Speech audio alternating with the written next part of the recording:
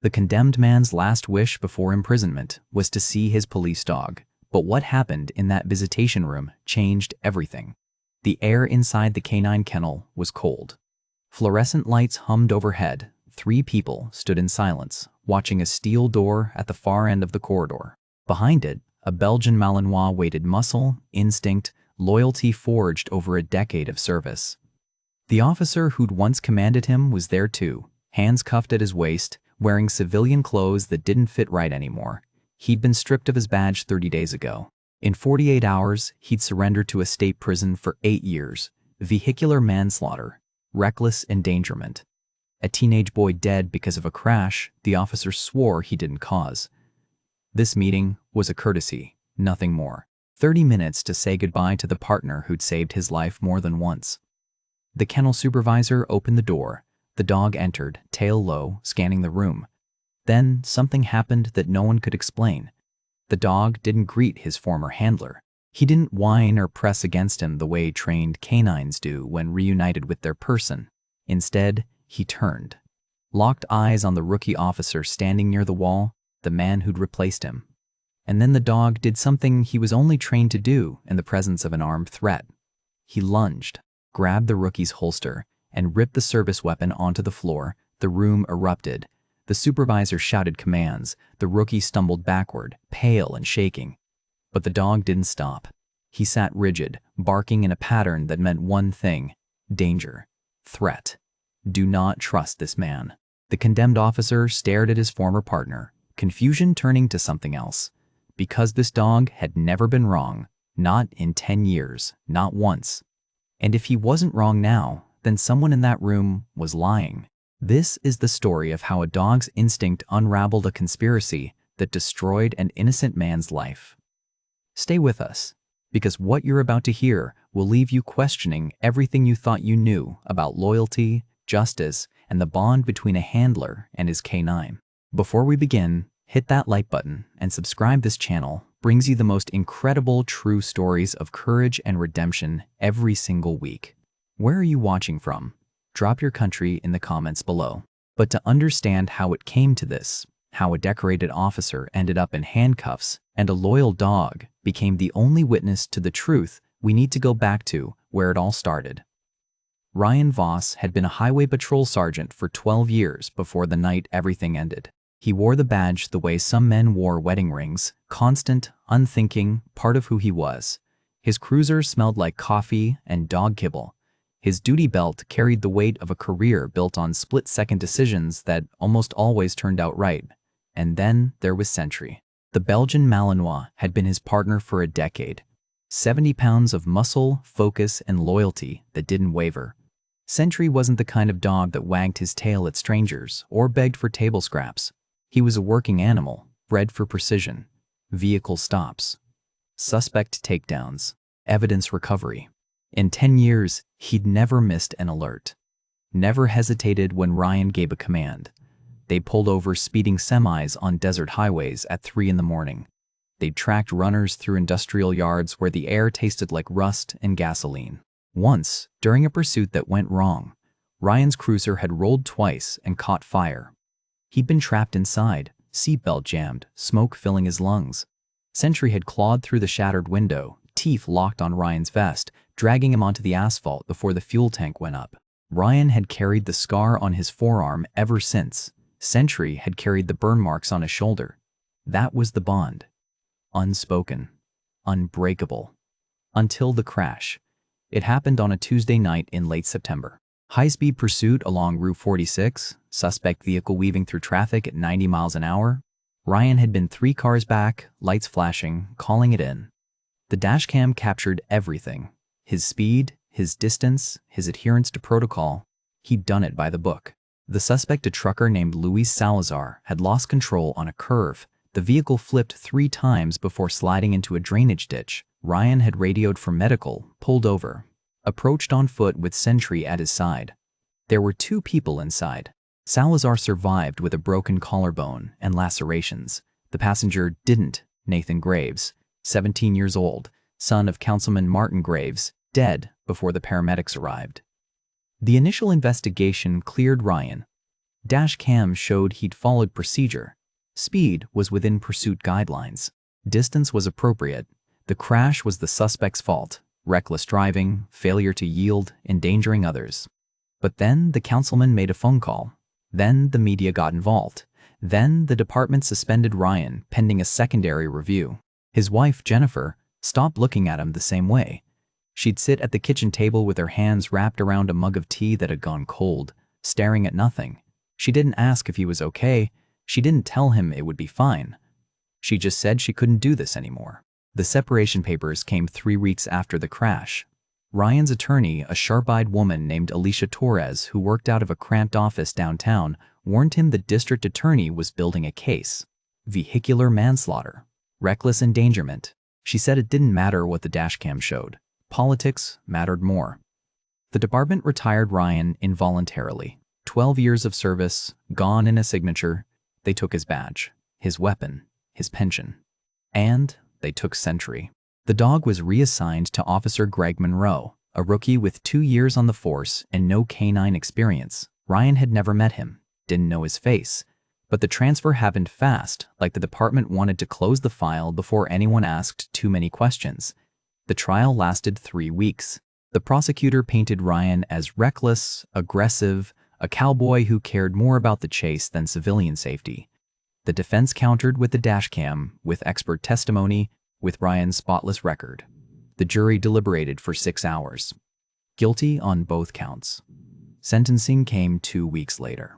8 years in a state facility, no parole eligibility for 3. Ryan sat in the courtroom and heard the judge's voice like it was coming from underwater. He didn't cry, didn't argue, just nodded when they asked if he understood. He understood. He had 48 hours before he had to report. There was only one thing he wanted in that time. Not a visit with Jennifer, who'd already moved to her sister's place in Nevada. Not a call to his parents, who didn't know what to say anymore. He wanted 30 minutes with Sentry. Alicia made the call. She didn't owe Ryan anything beyond what the court had already paid her for, but she made the call anyway. Spoke to the department. Spoke to the kennel supervisor. Spoke to Captain Alan Driscoll, who oversaw canine operations. "It's a courtesy," Alicia told him over the phone. 30 minutes. Supervised. "That's all I could get." Ryan's voice cracked when he thanked her. She paused on the other end of the line. Then she said she'd meet him there. It was supposed to be a formality. A goodbye. A chance for a man who'd lost everything to say one last thing to the partner who'd never let him down. But what happened in that visitation room wasn't a goodbye. It was the beginning of something no one saw coming. The canine kennel smelled like disinfectant and wet concrete. Ryan stood in the visitation room with his hands at his sides, waiting. The walls were cinder block, painted institutional white. A single fluorescent tube flickered overhead. The air was cold enough that he could see his breath. Alicia Torres stood beside him, briefcase at her feet, arms crossed. She'd driven him here herself. She didn't have to do that. The case was closed. Her obligation ended at the courthouse. But she was here anyway. Captain Ellen Driscoll watched from behind a sheet of reinforced glass at the far end of the room. Her expression gave away nothing. She'd approved the visitation with the kind of reluctance that came through even in email. The door at the opposite end opened. Officer Greg Monroe stepped through first. He was young, maybe late 20s, with a clean uniform and the kind of posture that said he'd memorized the manual. He held a leash in one hand. Sentry came through the door behind him. Ryan's chest tightened. The dog looked the same. Same build, same dark coat, same alert eyes that scanned the room before settling on anything. But there was something different in the way he carried himself. Stiffer, more cautious. Monroe unclipped the leash. He gave a hand signal, stand down. Sentry didn't move. Ryan knelt slowly, the way he always had. Kept his hands open, palms up, made himself small, made himself safe. "Hey, boy," he said quietly. Sentry's ears swiveled toward him. Recognition flickered across the dog's face. Tail lifted slightly, weight shifted forward. But he didn't come. Ryan tried again. Used the recall command they'd drilled 1,000 times. Nothing. Sentry's gaze moved past Ryan, fixed on Monroe instead. The dog's body went rigid, ears flat, tail low. His breathing quickened, shallow and rapid. Then he started barking. Not the deep alert bark Ryan had heard on traffic stops. Not the warning bark used to freeze a runner in place. This was something sharper. Higher pitched, repetitive. Monroe shifted his weight. He's probably just stressed. New environment. Sentry circled to Monroe's left side, focused on the duty belt, specifically the holster. Ryan stood, confusion replacing the grief he'd been holding since he walked in. Sentry, heel. The dog ignored him completely. Sentry moved closer to Monroe, nose tracking something Ryan couldn't see. The barking intensified. 3 sharp bursts, pause, 3 more. Monroe laughed, but it came out forced. He's been like this all week, still adjusting to the transition. Then Sentry lunged. His jaws closed around the holster retention strap. He twisted his head, body weight pulling backward. The reinforced nylon held for a second, then tore free. Monroe stumbled. What the? Sentry hit the ground, weapon still secured in the holster, and dragged it 2 feet across the floor. Then he dropped it, sat, barked once more. The room went still. Ryan stared. He'd seen Sentry perform that exact sequence before. Vehicle stop outside Barstow. Suspect reaching for a concealed carry. Sentry had disarmed the man before Ryan could even draw his own weapon. But that was a threat response, trained for suspects. For people actively presenting danger, Monroe wasn't a threat. He was a cop. Captain Driscoll's voice crackled through the intercom. Terminate the session, now. Monroe grabbed the leash, clipped it to Sentry's collar, and pulled. The dog resisted, weight low, still focused on Monroe. He's unstable, Monroe said, louder now. I've been saying this for weeks. He needs to be reevaluated. Driscoll's voice came again. Get him back to the kennel. Monroe dragged Sentry toward the door. The dog looked back once, not at Ryan, but at the weapon still lying on the floor. Then they were gone. Ryan stood there, breathing hard, trying to make sense of what he'd just seen. Alicia hadn't moved. She was staring at the spot where the holster had landed, her expression unreadable. Driscoll appeared in the doorway a moment later. I'm sorry, Mr. Voss. That's all we can do. Ryan nodded. Words didn't come. Alicia picked up her briefcase. We're done here. They walked out together, through the hallway that smelled like kennels and bleach, past the administrative offices, into the parking lot where the afternoon sun hit them both like a wall. Ryan stopped beside Alicia's car. His hands were shaking. He's never done that before, he said. Alicia unlocked the driver's side door but didn't open it. She was quiet for a long time, staring at the building behind them. No, she said finally. He hasn't. She turned to face him. In 10 years, did Sentry ever false alert? Ever attack someone who wasn't a threat? Never. Then why would he start now? Ryan didn't have an answer. Alicia opened the door, tossed her briefcase onto the passenger seat, and pulled out a manila folder. She flipped it open. Ryan could see photocopies of reports, highlighted sections, handwritten notes in the margins. You've got 48 hours before you report, she said. I'm going to ask you to trust me on something. Ryan looked at her. What? Sentry wasn't being aggressive in there. He ripped a weapon off a cop. Exactly. Alicia's voice was steady now, certain. He disarmed someone he perceived as a threat. That's what he's trained to do. The question isn't why he did it. She closed the folder and met Ryan's eyes. The question is, what he knows about Officer Monroe, that we don't. Alicia Torres sat at her desk the next morning, staring at a stack of file folders that threatened to slide onto the floor. 36 open cases, most of them plea deals waiting to be finalized. A few headed to trial she didn't have time to prep for. Ryan Voss's case wasn't supposed to be one of them anymore. The coffee in her mug had gone cold an hour ago. She took a sip anyway. The office smelled like old carpet and photocopier toner. Outside her window, traffic hummed past on the street below. She kept seeing Sentry in that visitation room. The way he'd moved. The precision of it. That wasn't a dog losing control. That was a dog doing exactly what he'd been trained to do. Alicia opened her laptop and pulled up the personnel database.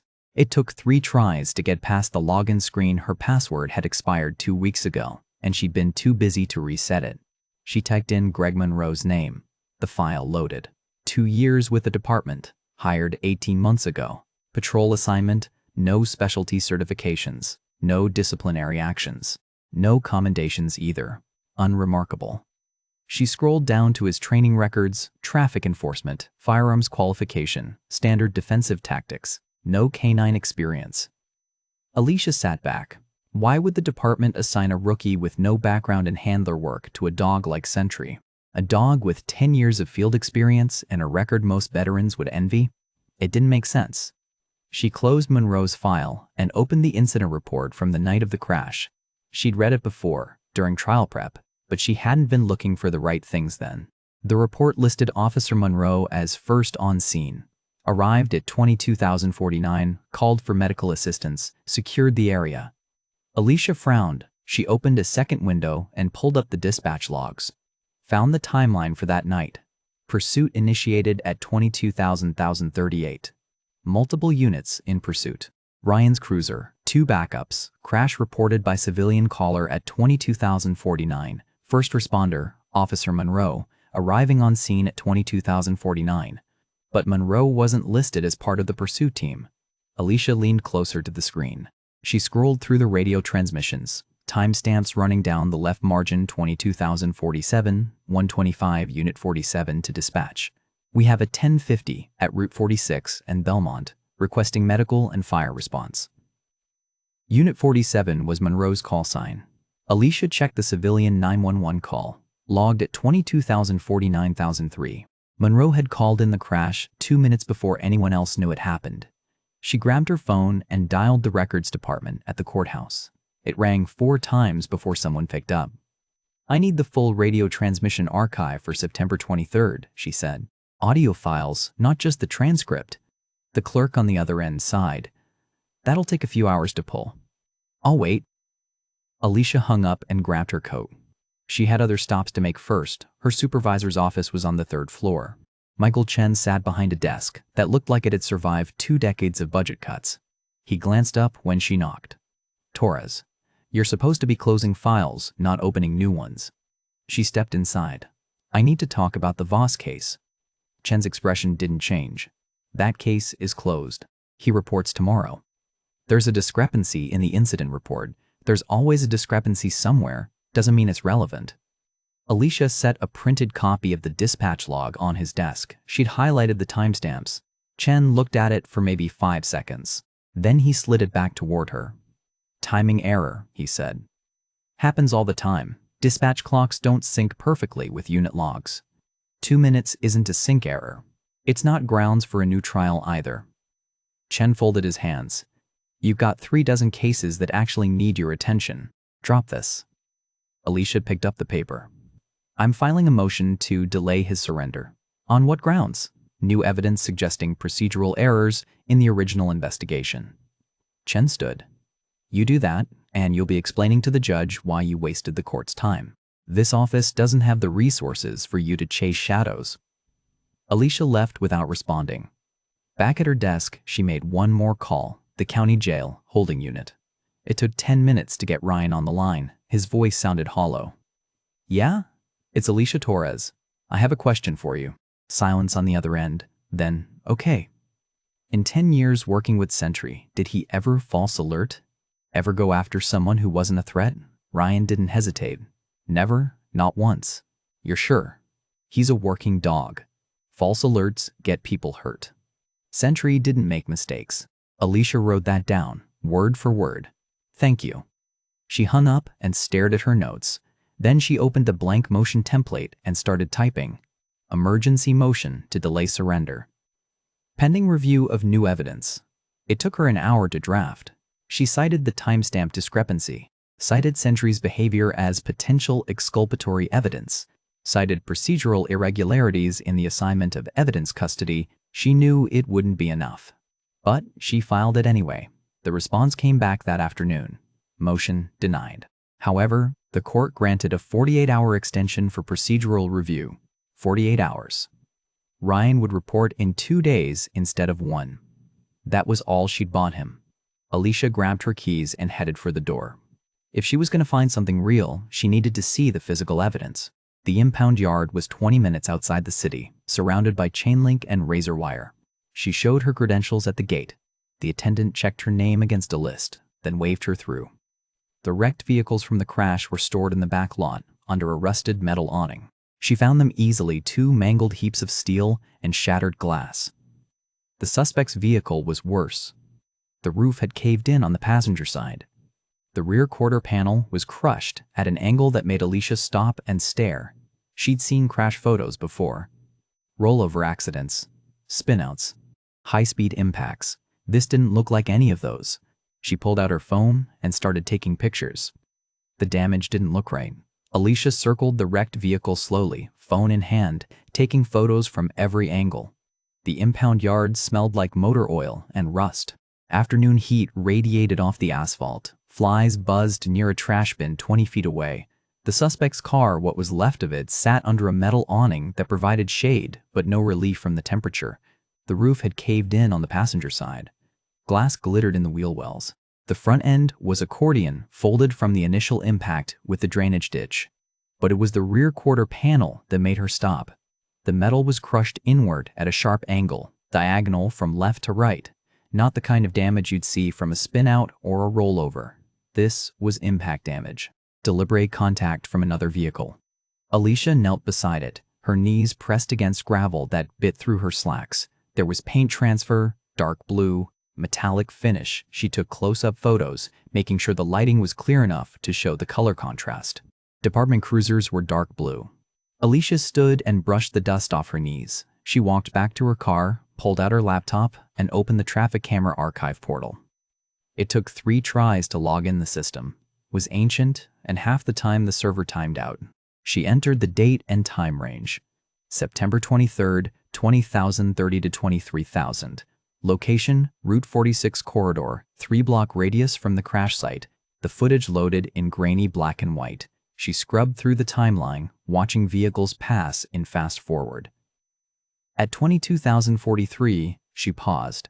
A patrol cruiser sat at the intersection of Route 46 and Mercer Street, stationary, lights off. The camera angle wasn't good enough to read the unit number, but the positioning was clear. Whoever was driving had a direct line of sight down the highway. Alicia watched the timestamp tick forward. At 22,043,007, headlights appeared in the distance. Multiple vehicles moving fast. The pursuit. Ryan's cruiser passed first. 2 backup units followed. The stationary cruiser didn't move. Then, at 22,043, seconds after the pursuit passed the cruiser, pulled out, no lights, no sirens. It merged onto the highway and followed at a distance. Alicia replayed the sequence 3 times. Each time, the same pattern. Watch, wait, follow. She switched to a different camera 4 minutes later. Same highway, half a mile east. A cruiser appeared, moving at normal speed, no pursuit lights active. It passed the camera heading away from the crash site. The timestamp read 22,47,056. Alicia sat back. Her hands were shaking. She grabbed her phone and called a number she'd saved 2 years ago. It rang 5 times before someone picked up. Hendricks. Dr. Hendricks, this is Alicia Torres, Public Defender's Office. We worked together on the Ramirez case. There was a pause. I remember. What do you need? I need an accident reconstruction analysis. Pro bono. Send me what you have. Alicia transferred the photos and a summary of the incident. Then she waited. An hour later, her phone rang. This wasn't a spin-out, Hendricks said without preamble. The rear quarter damage is consistent with a high-speed ram from another vehicle. Angle of impact suggests the striking vehicle came from behind and to the left, making contact at approximately 45 degrees. Force was sufficient to induce rollover. Can you tell what kind of vehicle? Based on the paint transfer and impact height, I'd say another sedan or SUV, probably similar weight class. If you're asking me whether a police interceptor could have done this, the answer is yes. Alicia closed her eyes. Can you put that in a report? Already writing it. She hung up and opened the department's maintenance database. It took another 20 minutes of digging before she found what she was looking for. Vehicle maintenance log for Unit 47, Monroe's assigned cruiser, September 25th, 2 days after the crash. Service performed, front bumper replacement, hood panel repair, full exterior repaint. Reason listed, collision damage sustained during training exercise. Alicia cross-referenced the training schedule. No exercises were logged for that week. She sat in her car with the windows down, staring at the screen. The sun had dropped lower, casting long shadows across the impound lot. Monroe had caused the crash. The evidence was right there. Paint transfer, traffic footage, a cruiser repainted 48 hours later under false pretenses. But evidence of a cover-up wasn't the same as evidence of motive.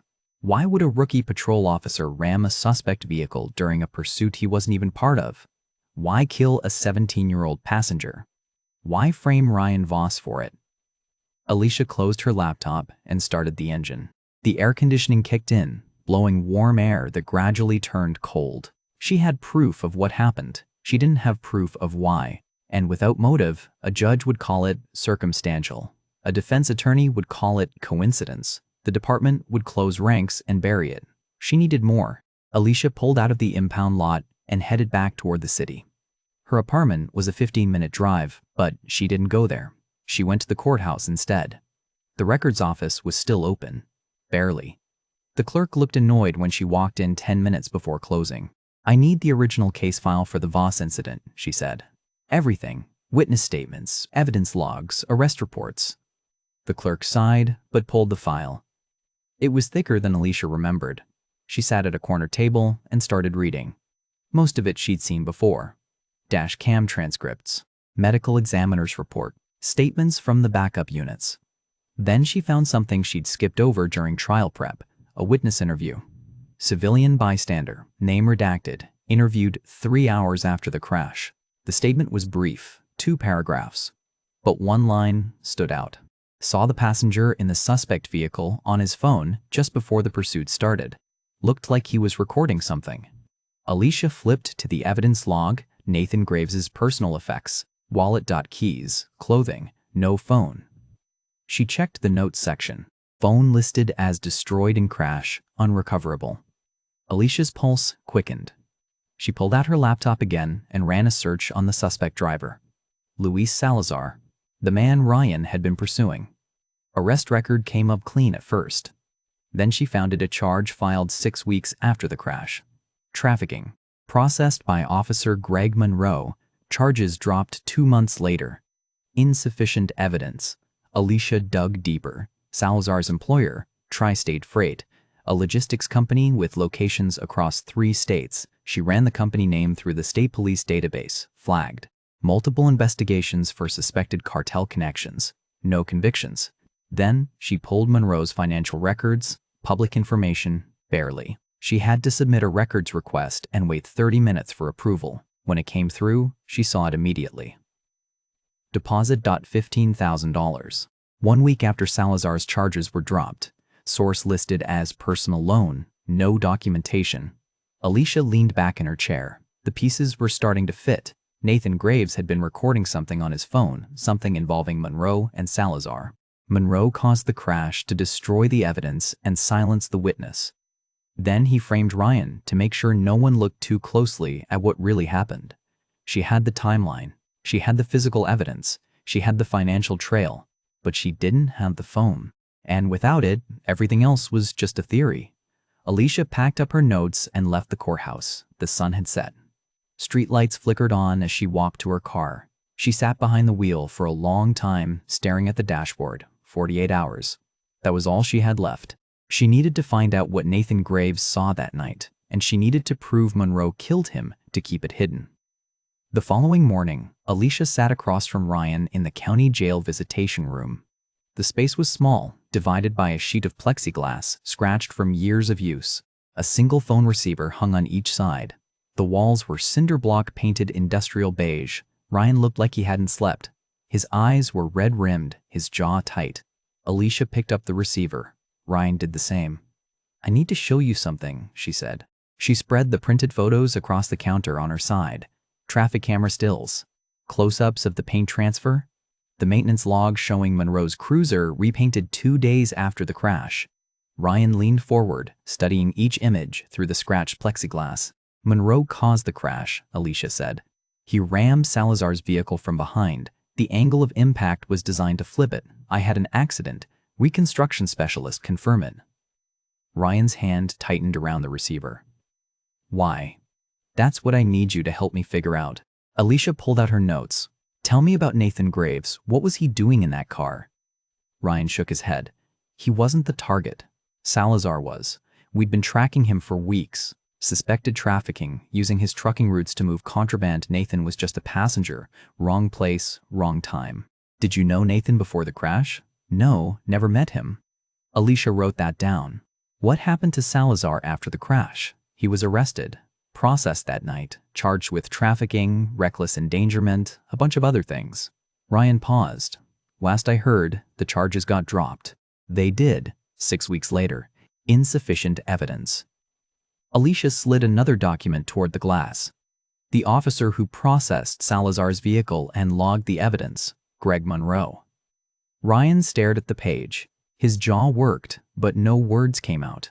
Alicia kept going. Salazar works for Tri-State Freight. Company's been flagged multiple times for suspected cartel connections. No convictions, but the state police have been watching them for years. She showed him the financial records next. 1 week after Salazar's charges were dropped, Monroe deposited $15,000 into a personal account, listed as a loan, no documentation, no cosigner, no bank involved. Ryan set the receiver down for a moment, pressed his palms against his eyes. When he picked it back up, his voice was rough. You're saying Monroe took a bribe to let Salazar walk. I'm saying the evidence points that way. And Nathan? Alicia pulled out the witness statement. A bystander reported seeing Nathan on his phone just before the pursuit started, said it looked like he was recording something. Ryan's expression shifted. Recording what? I don't know. Nathan's phone was never recovered. The evidence log lists it as destroyed in the crash. The pieces were starting to connect in Ryan's mind. Alicia could see it happening, the realization spreading across his face like a shadow. Monroe was there, Ryan said quietly, before the pursuit. I remember now. Saw his cruiser parked near the truck stop where we'd been watching Salazar. Didn't think anything of it at the time. What if Nathan saw something? What if he recorded Monroe taking money from Salazar? Ryan's hands were shaking. Monroe killed him. He killed a 17-year-old kid to cover up a bribe. And then he framed you to make sure no one looked too closely at what really happened. Ryan stood abruptly, the chair scraping against concrete. He paced 3 steps, turned, paced back. The guard near the door shifted but didn't intervene. How do we prove it? Ryan's voice was hard now, edged with something Alicia recognized as rage, barely held in check. The phone. If we can find Nathan's phone, and if the video is still on it, we have everything. It's been 6 months. If Monroe destroyed it, maybe he didn't. Alicia leaned closer to the plexiglass. Think about it. The evidence log says it was destroyed in the crash. But what if Monroe kept it? What if he couldn't risk destroying it immediately because too many people knew Nathan had been on his phone? What if he logged it as destroyed and held onto it just in case? Ryan stopped pacing. That's a lot of what ifs. It's all I've got. The room was quiet except for the hum of the ventilation system. Somewhere down the hall, a door slammed. Ryan sat back down. His voice dropped. Even if you find the phone, how does that connect to Sentry? Alicia had been thinking about that all night. Sentry was with you during the crash, right? In your cruiser? Yeah, always was. So he was there when Monroe rammed Salazar's vehicle. Dogs form scent associations tied to trauma. If Sentry's instinct locked onto Monroe's scent in that moment, the moment of violence, then every time Monroe comes near, the dog's trauma response reactivates. Ryan's eyes widened. He's not being aggressive. He's identifying a threat. Exactly. But how do I prove that? Alicia gathered her papers. I'm working on it. I've got a canine behavioral specialist who might be able to help. But Ryan, I need you to understand something. This is a long shot. The department's going to fight me every step of the way. Monroe's already filed a harassment complaint. My supervisor wants me to drop this. Are you going to? Alicia met his eyes through the scratched plexiglass. No. Ryan's shoulders dropped. For the first time since the trial, something like hope crossed his face. What do you need from me? He asked. Time. I've got 36 hours before you report. That's all. Ryan nodded. Then use it. Alicia stood, tucking the files back into her briefcase. She was halfway to the door when Ryan spoke again. Alicia. She turned. Thank you. She didn't respond, just nodded and walked out. Back in her office, Alicia spread the case files across her desk one more time. She had the timeline, the financial trail, the physical evidence, the motive. But she didn't have the phone, and without it, everything else was just theory. She picked up her phone and dialed a number she'd found in the K9 unit directory. "Dr. Vasquez, this is Alicia Torres. I need to talk to you about a dog named Sentry." There was a pause on the other end. "Then, I'm listening. I think he's the only witness who can prove my client is innocent, but I need you to help me explain how." Another pause, longer this time. "Come to my office," Dr. Vasquez said. "Bring everything you have." Alicia hung up and grabbed her coat. She had 36 hours to prove Greg Monroe was a murderer, and the only way to do it was with a dog who couldn't speak but refused to forget. Captain Ellen Driscoll's office smelled like coffee that had been reheated too many times. The walls were covered with commendations, framed photos of K9 units, a department organization chart. Afternoon sun filtered through Venetian blinds, casting stripes across her desk. Alicia sat across from her, briefcase at her feet. "This is a waste of both our time," Driscoll said without looking up from her computer screen. "I'm asking for a controlled reevaluation of Sentry's behavior. Bring in an independent specialist, run a series of tests, document the results." Driscoll finally looked at her. "You want me to authorize department resources for a desperate stunt that won't change the fact that your client was convicted by a jury." Sentry's reaction wasn't random. He identified Monroe as a threat. "He's a dog, Ms. Torres. Not a lie detector." Alicia leaned forward. "Then let me prove it. What do you have to lose? Departmental credibility, Officer Monroe's reputation, my patience." Driscoll closed her laptop. "The answer is no. Then I'll file a federal civil rights complaint alleging deliberate suppression of exculpatory evidence." Driscoll's expression hardened. "You do that, and you'll spend the next 5 years explaining to every judge in this county why they should take you seriously. Attacking this department will destroy your career.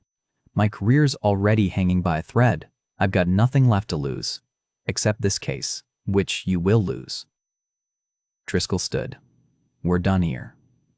Alicia gathered her things and left. Her hands were shaking by the time she reached her car. 2 hours later, her supervisor called her into his office. Michael Chen didn't offer her a seat.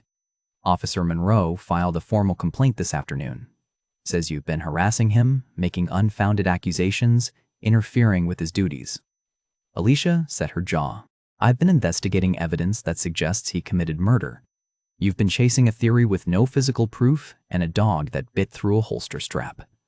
Chen crossed his arms. "Drop it now, or I'm recommending you for disciplinary review." "I can't do that." "Then you're making a choice, and it's the wrong one." Alicia walked out without responding. That night, she stopped at a convenience store 3 blocks from her apartment, bought coffee and a pre-made sandwich she wouldn't eat. When she came back out, her car window was smashed. Glass glittered on the driver's seat.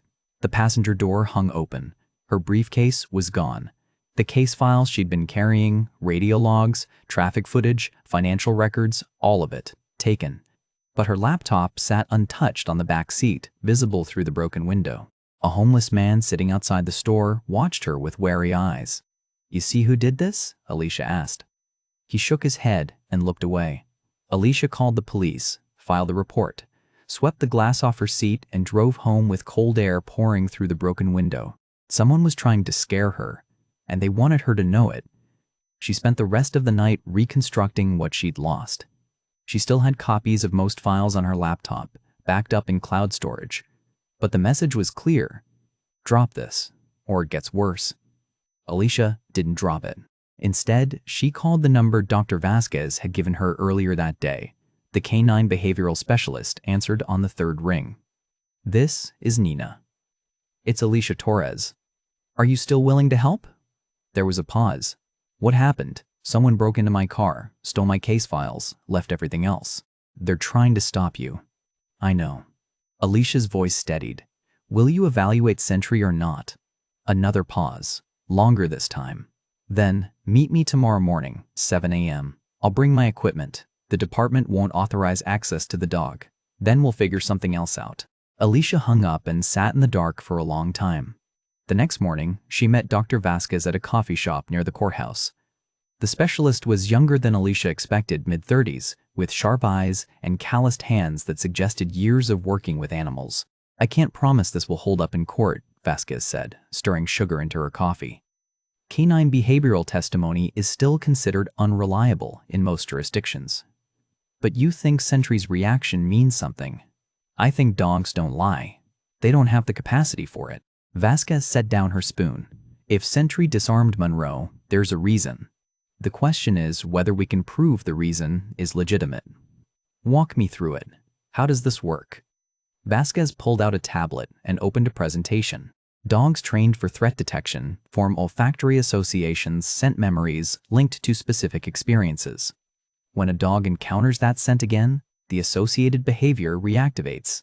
It's not conscious, it's instinct. So if Sentry was present during a traumatic event involving Monroe, his nervous system would have locked onto Monroe's scent signature in that moment. Every time Monroe gets close, Sentry's trauma response triggers. The disarm isn't aggression, it's threat identification. Alicia processed that. How do we prove it? Controlled exposure. We bring Sentry into contact with multiple officers, including Monroe. Document his reactions. If he only responds to Monroe, we have a pattern. The department won't let us near the dog. Then we go through the courts. Alicia's phone buzzed. She looked down at the screen. Email from the county clerk's office. Subject: Voss case, surrender date confirmation. She opened it. Read the single line of text. "Ryan Voss is scheduled to report tomorrow at 8:30 a.m. Her chest tightened. Tomorrow. That was all the time she had left. Vasquez must have seen something in her face. "What is it?" "Ryan reports to prison tomorrow morning." Vasquez set down her coffee. "Then we need to move fast." Alicia closed her eyes. 36 hours had become 12. She had half a day to build a case strong enough to stop a convicted man from walking into a cell he didn't deserve. And the only witness who could save him was a dog who couldn't speak. Alicia spent the rest of that day drafting an emergency writ of habeas corpus. Her office was dark except for the glow of her laptop screen. Outside, the city lights blinked on as evening settled over the streets. The writ demanded a judicial hearing based on new evidence. She cited the radio logs, the traffic footage, the paint transfer, the financial records. She cited Sentry's behavior as potential exculpatory evidence requiring expert evaluation. It was a long shot, she knew that. But it was the only shot she had left. She filed it electronically at 11:47 p.m. Then she sat back and waited. The response came at 6:15 a.m. the next morning. A phone call from the clerk's office. "Judge Margaret Lyles has granted a preliminary review hearing," the clerk said. 2-hour window, 9 a.m. today. Alicia's hand tightened on the phone. "What courtroom?" "Holding room C at the county courthouse. Judge wants this kept quiet." Alicia hung up and immediately called Dr. Vasquez. "We got the hearing," she said. 2 hours. I need you there. I'll be there." Vasquez paused. "Do we have access to the dog?" "Working on it." Alicia's next call was to Captain Driscoll. It went to voicemail. She left a message stating that a court order was being issued to bring Sentry to the courthouse for evaluation as part of an evidentiary hearing. Driscoll called back 15 minutes later. Her voice was cold. "You're making a serious mistake, Ms. Torres." "The court doesn't think so. This is harassment of a decorated officer based on junk science and a desperate theory. Then let the judge decide that." Alicia kept her voice steady. "Sentry will be at the courthouse at 9 a.m. If he's not, I'll file contempt charges." Driscoll hung up without responding. At 8:45 a.m., Alicia stood outside, holding room C. The courthouse was busy with morning arraignments and bail hearings. She could hear voices echoing down the marble hallway. Dr. Vasquez arrived carrying a leather equipment bag. She looked tired but focused. "You ready for this?" Alicia asked. "As ready as I'll ever be." The door opened. A bailiff gestured them inside. The room was small and windowless. A single table sat in the center, surrounded by chairs. Judge Margaret Lyles sat at the head of the table, reading through a file. She was in her 60s, with gray hair pulled back and sharp eyes that missed nothing. Ryan was already there, wrists cuffed to a waist chain, wearing an orange jumpsuit. He looked at Alicia and nodded once. Captain Driscoll entered next, followed by Officer Monroe and his attorney, a slick-looking man in an expensive suit who introduced himself as Carl Brennan. Then a canine handler brought Sentry through the door. The dog's ears swiveled immediately. His eyes scanned the room, taking in each person. When his gaze landed on Ryan, his tail lifted slightly. But he didn't pull toward him. Instead, Sentry's attention shifted to Monroe. The dog's posture changed, ears forward. Weight shifted onto his front legs. Breathing quickened. Judge Lyles looked up from her file. "Ms. Torres, you have 2 hours. Make it count." Alicia stood. "Your Honor, I'd like to introduce Dr. Nina Vasquez, a canine behavioral specialist. She's here to explain why Sentry's reaction to Officer Monroe is significant." Vasquez stepped forward. "Your Honor, dogs trained for threat detection form permanent olfactory associations with traumatic events. If Sentry was present during the crash, and the evidence shows he was in Officer Voss's cruiser at the time, his nervous system would have locked onto any scent signatures present during that moment of violence." Judge Lyles leaned back. "You're saying the dog remembers the crash? I'm saying his instinct does. Every time Officer Monroe approaches, that trauma response reactivates." Brennan stood. "Your Honor, this is speculative pseudoscience. Dogs can't testify. They can't be cross-examined. This entire hearing is a waste of the court's time." "Then you won't mind a simple demonstration," Alicia said. Judge Lyles looked between them. "What kind of demonstration?" Vasquez answered. "Controlled exposure. We bring in multiple officers, one at a time.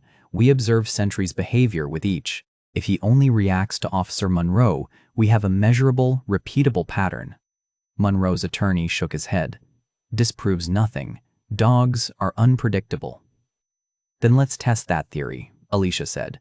Judge Lyles considered for a long moment. Then she nodded to the bailiff. "Bring in 4 officers. Random selection from the building." The bailiff left, returned 10 minutes later with 3 uniformed officers and 1 plainclothes detective. Vasquez instructed the canine handler to release Sentry in the center of the room. The dog sat, alert but calm. The first officer entered, middle-aged, stocky build, patrol uniform. Sentry's ears swiveled toward him. The dog sniffed the air. Tail remained low, no movement. The officer left. The second officer entered. Younger, tall, wearing a detective's badge, Sentry tracked him visually but didn't stand. No barking, no tension. The officer left. The third officer entered. Female, canine unit insignia on her sleeve. Sentry stood this time, interested. He approached her, sniffed her hand. She smelled like other dogs. He sat back down. She left. Judge Lyles made a note. Then she looked at Monroe. "Officer, you're required to be unarmed for this demonstration. Please confirm." Monroe's jaw tightened. "I'm unarmed, Your Honor." "Then enter the room." Monroe stood. Walked to the center. The moment he crossed the threshold, Sentry's entire body changed, ears pinned forward, tail rigid. Weight shifted onto his haunches, ready to spring. His breathing came faster, sharper. Then he started barking. The same pattern Ryan and Alicia had seen in the kennel, 3 sharp bursts. Pause, 3 more. Monroe stopped moving. He stressed, new environment. Sentry didn't stop. He circled to Monroe's left, eyes locked on his waist, on the empty space where a holster should be. Then Sentry lunged, no weapon to pull this time. So he went for the belt itself, teeth closed on the fabric. He pulled, twisted, tried to yank Monroe off balance. The canine handler moved to intervene, but Vasquez held up a hand. "Let him finish." Sentry released the belt and sat, rigid, alert, barking at Monroe with an urgency that filled the small room. Judge Lyles watched in silence. When the barking finally stopped, she spoke. "Officer Monroe, you may leave." Monroe walked out. The instant the door closed behind him, Sentry's posture relaxed, ears softened, tail lowered, breathing slowed. Brennan stood immediately. "Your Honor, this proves nothing. The dog could be reacting to anything: cologne, stress pheromones, prior negative interaction." Alicia turned to Vasquez. "Can scent tracking dogs locate objects tied to traumatic memories?" Vasquez nodded. If the scent signature is strong enough and the association is reinforced, yes. It's how cadaver dogs work. They lock onto a scent and follow it even years later. Alicia faced the judge. Your Honor, I believe Nathan Graves's phone, the one logged as destroyed, still exists. And I believe it's in Officer Monroe's possession. Brennan's expression darkened. This is absurd. You're asking the court to authorize a search based on a dog's behavior? I'm asking the court to follow the evidence. Alicia pulled out the photos of the pain transfer, the maintenance logs, the financial records. She laid them on the table. Officer Monroe caused that crash. He killed Nathan Graves to destroy evidence of a bribe, and he framed Officer Voss to cover it up. Sentry knows, and if we let him search, he'll prove it. Judge Lyles stared at the documents for a long time. The room was silent except for the hum of the ventilation system. Finally, she looked up. Ms. Torres, what you're asking for is legally unprecedented. I know, Your Honor. If I grant this and the dog doesn't find anything, your client reports to prison this afternoon. No more delays. Alicia's throat tightened. I understand. Judge Lyles turned to Vasquez. Can this dog actually do what Ms. Torres is claiming? If the scent memory is there, yes. And if it's not? Vasquez met her eyes. Then we're wrong. The judge sat back, picked up her pen, tapped it against the file. Then she signed the warrant. You have one chance, she said. Search warrant granted for Officer Monroe's residence, contingent on the dog's performance. If Sentry finds evidence, we proceed. If he doesn't, this hearing is over and Officer Voss reports as scheduled. Alicia felt her knees weaken. She nodded. Thank you, Your Honor. Judge Lyles looked at Monroe. His face had gone pale. Brennan leaned over, whispered something in his ear. We'll reconvene in 3 hours, the judge said. Bailiff, coordinate with the K9 unit, Ms. Torres, Dr. Vasquez. You'll accompany them. Officer Monroe, you and your attorney will be present as well. She stood. Everyone else stood with her. As they filed out, Alicia caught Ryan's eye. He looked at her with something she hadn't seen since before the trial, hope. But Alicia knew the truth. They had 3 hours, one dog, and a chance so slim it barely existed. If Sentry couldn't find that phone, Ryan would walk into a prison cell for a crime he didn't commit, and there would be nothing left to stop it. Monroe's house sat at the end of a quiet residential street. One-story ranch style, beige siding, attached garage. A detached structure stood 20 feet behind the main house.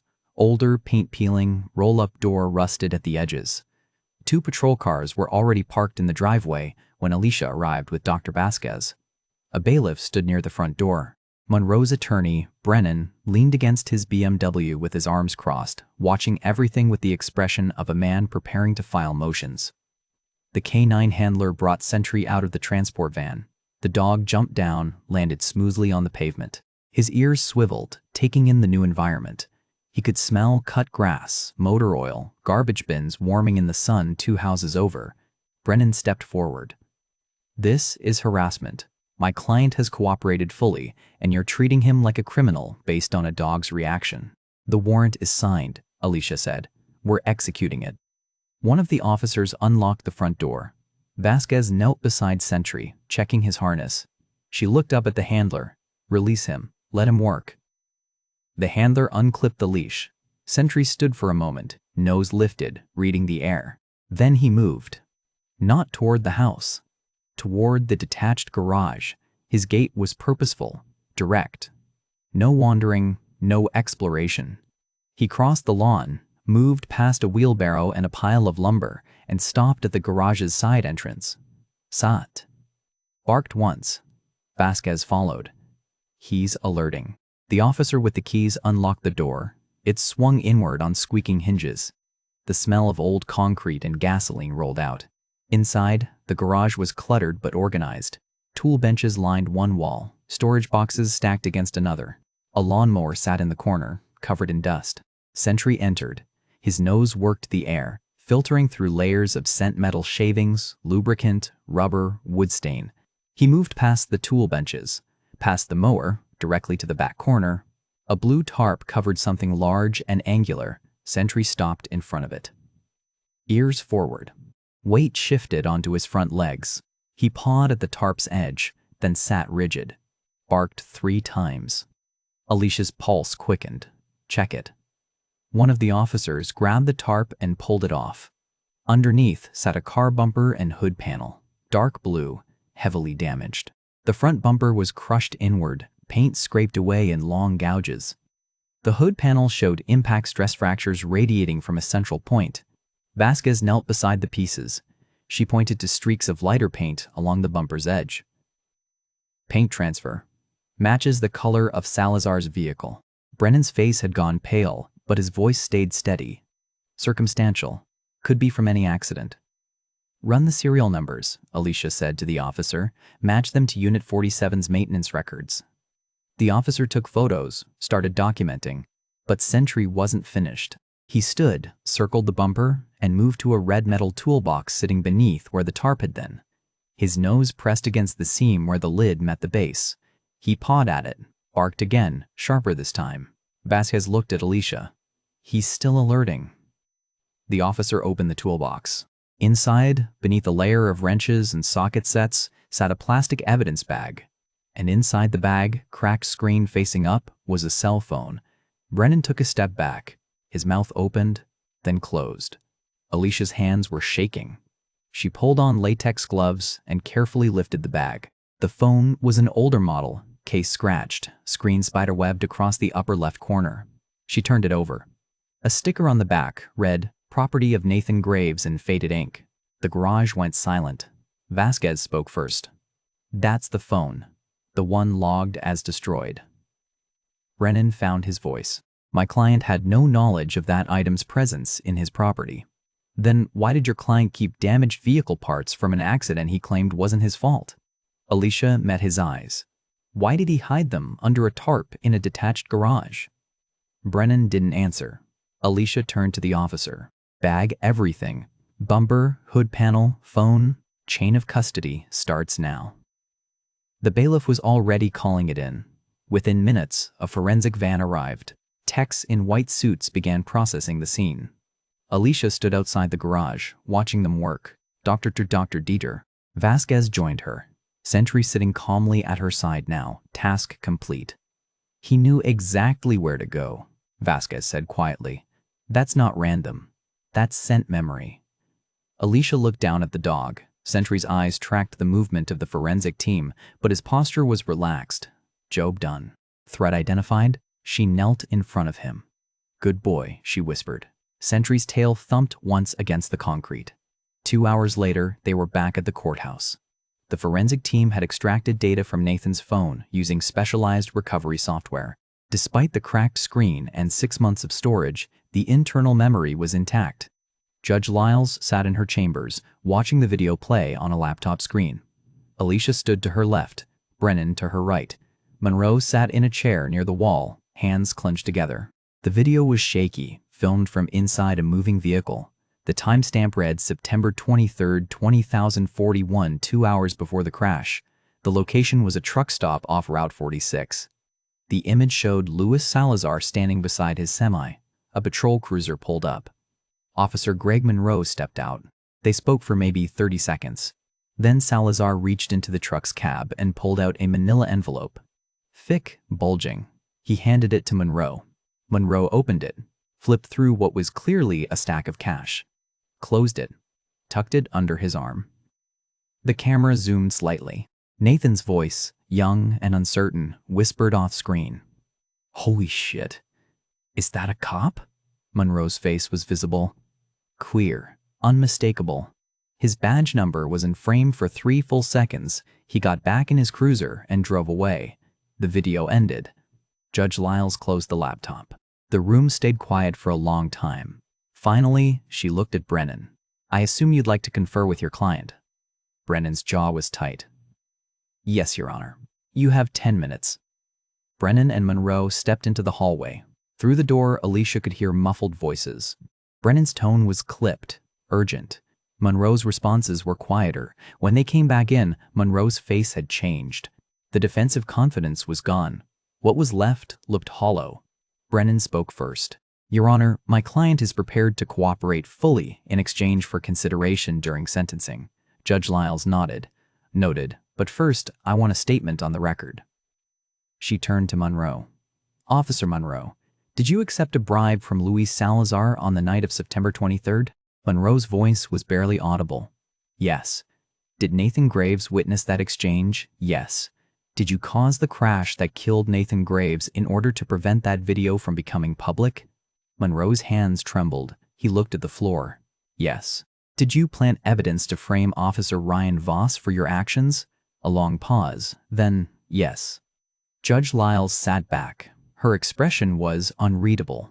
When she spoke, her voice was measured, controlled. Officer Monroe, you're under arrest for manslaughter, evidence tampering, bribery, and obstruction of justice. Bailiff, take him into custody. The bailiff moved forward. Monroe stood without resistance. His hands were cuffed behind his back. As they led him out, he didn't look at anyone. Judge Lyles turned to Alicia. Ms. Torres, I'm vacating Officer Voss's conviction effective immediately. I'm issuing an order for his release from custody within the hour. Alicia felt her knees weaken. She nodded, not trusting her voice. I'll also be referring this matter to the State Attorney General for a full investigation into departmental failures that allowed this to happen. Judge Lyles closed the file in front of her. That'll be all. Alicia walked out into the courthouse hallway. The marble floors gleamed under fluorescent lights. People moved past lawyers, clerks, defendants waiting for hearings.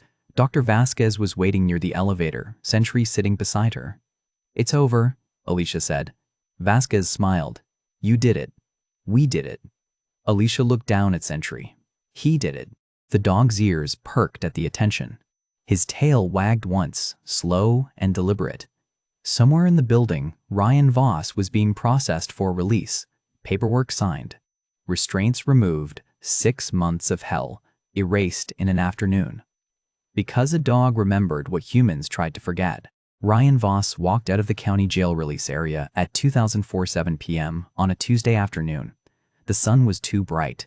He stopped just past the door, squinting against light that felt like it belonged to a different world than the one he'd been living in. Alicia stood near the curb, paperwork tucked under her arm. She wasn't alone. Dr. Vasquez waited beside her, holding a leash. And at the end of that leash sat Sentry. Ryan's breath caught. He took a step forward, then another. His legs felt unsteady, like he'd forgotten how to walk without restraints. Sentry's ears swiveled toward him. The dog's body tensed, weight shifting forward. His tail lifted. Then he lunged, not an attack. A reunion. 70 pounds of muscle and fur hit Ryan's chest. He dropped to his knees, arms wrapping around the dog before he even registered the movement. Sentry pressed against him, tail whipping so hard his entire back end swayed. His nose pushed into Ryan's neck, his shoulder, his hands relearning the scent he'd been separated from for 6 months. Ryan buried his face in Sentry's fur. His hands shook. He couldn't speak. No commands, no ceremony, just this. Alicia gave them a minute. Then she stepped forward, offering Ryan a hand up. He took it, stood slowly, Sentry still pressed against his leg. The department agreed to return him to you, she said. Part of the settlement. Ryan looked down at the dog. Sentry sat now, but his eyes never left Ryan's face. Alert, waiting. Thank you, Ryan said. His voice was rough. Alicia handed him the paperwork. Monroe's being arraigned this afternoon. 4 counts, manslaughter, evidence tampering, bribery, obstruction. Luis Salazar was rearrested this morning. Captain Driscoll is facing an internal review. Ryan nodded, taking it in. None of it felt real yet. Your record's been fully expunged, pension restored. The department offered reinstatement, but I told them you'd probably want time to think about it. I'm not going back, Ryan said quietly. Alicia didn't argue. She just nodded. Dr. Vasquez spoke up. There's something else. I've been working with trauma response K9s for veterans, rehabilitation programs, therapy training. It's new, but it's effective. She looked at Sentry. He'd be good at it, and so would you. Ryan met her eyes.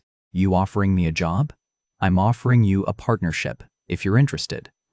Ryan looked down at Sentry again. The dog's gaze was steady, unblinking. A decade of trust, unbroken by 6 months of separation. I'll think about it, Ryan said. Vasquez smiled. That's all I ask.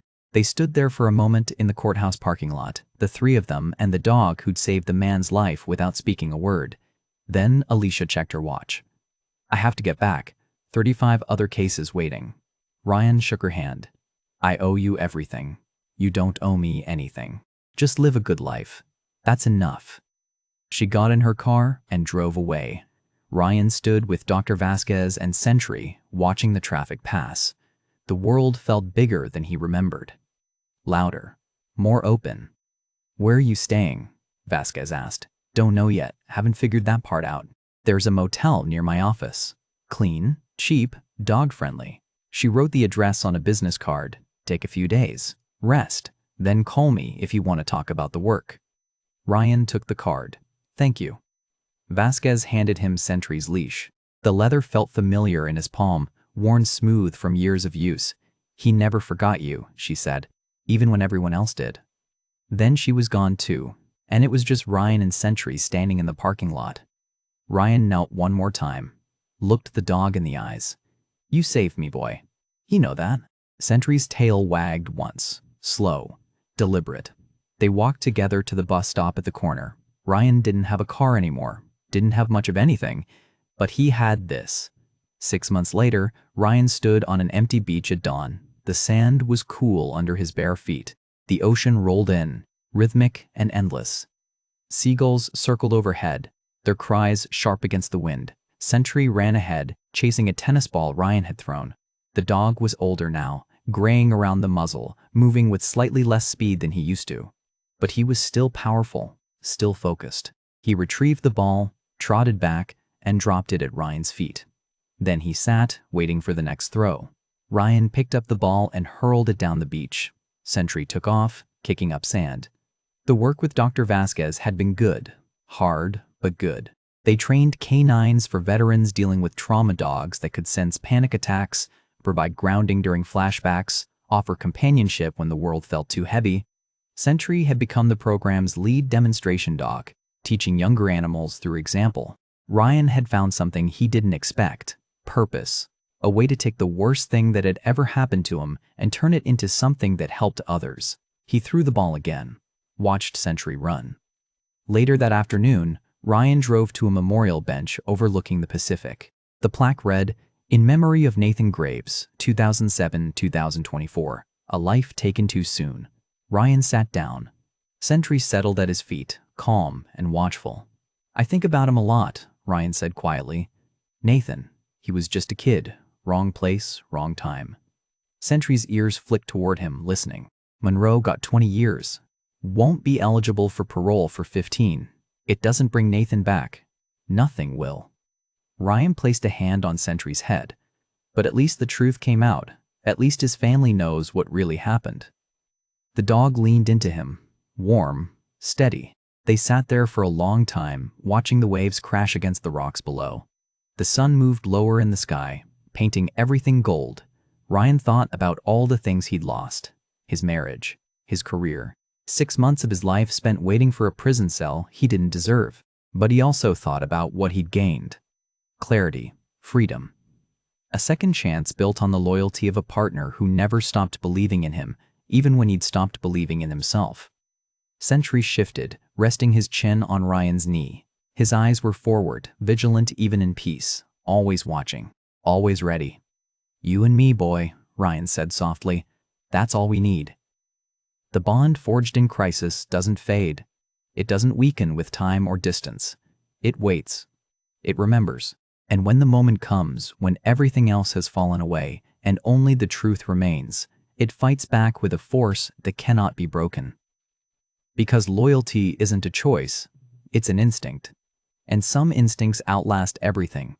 Ryan Voss walked out of the county jail release area at 7 p.m. On a Tuesday afternoon, the sun was too bright. He stopped just past the door, squinting against light that felt like it belonged to a different world than the one he'd been living in. Alicia stood near the curb, paperwork tucked under her arm. She wasn't alone. Dr. Vasquez waited beside her, holding a leash. And at the end of that leash sat Sentry. Ryan's breath caught. He took a step forward, then another. His legs felt unsteady, like he'd forgotten how to walk without restraints. Sentry's ears swiveled toward him. The dog's body tensed, weight shifting forward. His tail lifted. Then he lunged. Not an attack, a reunion. 70 pounds of muscle and fur hit Ryan's chest. He dropped to his knees, arms wrapping around the dog before he even registered the movement. Sentry pressed against him, tail whipping so hard his entire back end swayed. His nose pushed into Ryan's neck, his shoulder, his hands relearning the scent he'd been separated from for 6 months. Ryan buried his face in Sentry's fur. His hands shook. He couldn't speak, no commands, no ceremony, just this. Alicia gave them a minute. Then she stepped forward, offering Ryan a hand up. He took it, stood slowly, Sentry still pressed against his leg. "The department agreed to return him to you," she said. "Part of the settlement." Ryan looked down at the dog. Sentry sat now, but his eyes never left Ryan's face, alert, waiting. "Thank you," Ryan said. His voice was rough. Alicia handed him the paperwork. Monroe's being arraigned this afternoon. 4 counts: manslaughter, evidence tampering, bribery, obstruction.